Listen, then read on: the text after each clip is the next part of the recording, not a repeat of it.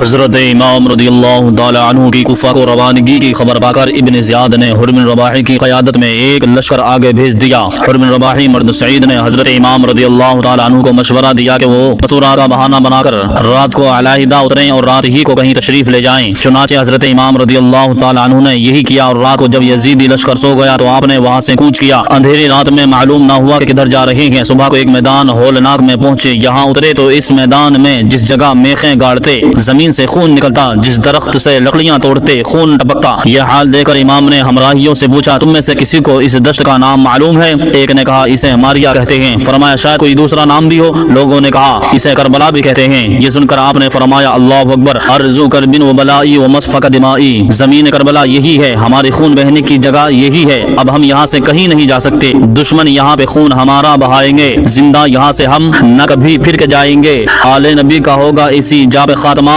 سب تشنہ لب یہاں پہ سر اپنا کٹائیں گے، کرب و بلا ہے نام اسی سرزمین کا، بچے یہاں پہ پانی کا قطرہ نہ پائیں گے، ہوگا ہر ایک شہید یہاں مصطفیٰ کا لال، اور لاش قتل گاہ سے ہم سب کی لائیں گے۔ علی اکبر نے عرض کی ابا جان آپ یہ کیا فرما رہے ہیں؟ فرمایا بیٹا تیرے دادا جان علی اور مرتضیٰ صفین جاتے ہوئے یہاں ٹھہرے اور بڑے بھائی حسن کے زانوں پر سر رکھ کر سو گئے، میں سرہانے کھڑا تھا کہ روتے ہوئے اٹھے، بڑے بھائی نے رونے کا سبب پوچھا تو فرمایا میں نے ابھی خواب میں اس جگہ حسین کو دریائے خون میں ڈوبتا ہوا ہاتھ پاؤں مارتا ہوا اور فرمایا اور فریاد کرتا ہوا دیکھا ہے، مگر کوئی اس کی فریاد نہیں سنتا۔ پھر مجھ سے فرمایا بیٹا جب تجھے اس جگہ واقعہ عظیم درپیش ہوگا تو اس وقت کیا کرے گا؟ میں نے عرض کیا صبر کروں گا۔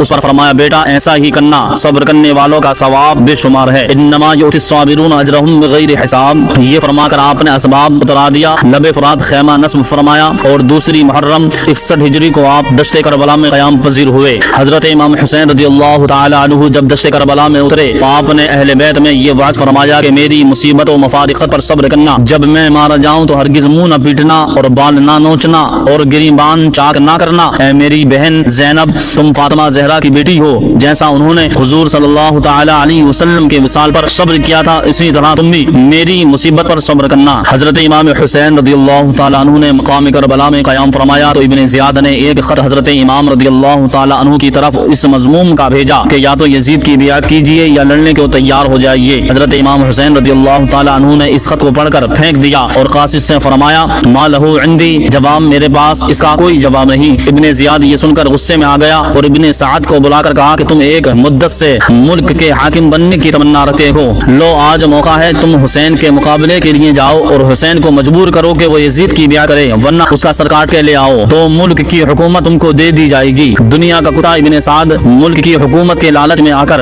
حضرت امام رضی اللہ تعالی عنہ کے مقابلے کے لیے تیار ہو گیا اور لشکر لے کر کربلا پہنچ گیا۔ کربلا میں پہنچ کر اس نے حضرت امام رضی اللہ تعالی عنہ سے دریافت کیا کہ آپ یہاں کس واسطے آئے ہیں؟ آپ نے فرمایا کوفیوں نے ہزاروں خط لکھ کر مجھے بلایا، میں خود یہاں نہیں آیا، مگر اب جب کہ تم سب کی بے وفائی مجھے معلوم ہو گئی ہے تو مجھے اب بھی تم لوگ واپس جانے دو اور جس سے کوئی لڑائی نہ کرو تو میں واپس چلا جاؤں۔ ابن سعد نے حضرت امام رضی اللہ تعالیٰ عنہ کی اس گفتگو کی اطلاع ابن زیاد کو دی تو ابن زیاد نے غصے سے حکم بھیجا کہ تمہیں حسین رضی اللہ تعالیٰ عنہ سے لڑنے کو بھیجا ہے، صلح کرنے کو نہیں، ہم سوائے بیعت کے حسین سے کچھ بھی قبول نہیں کریں گے۔ پھر ابن زیاد نے شمر وغیرہ ظالموں کو سردار بنا کر ہزاروں کی تعداد میں اور فوجیں بھی بھیج دی اور حکم دے دیا کہ حسین کا پانی بھی بند کر دیا جائے اور اسے ہر طرح تنگ کیا جائے۔ اللہ اکبر۔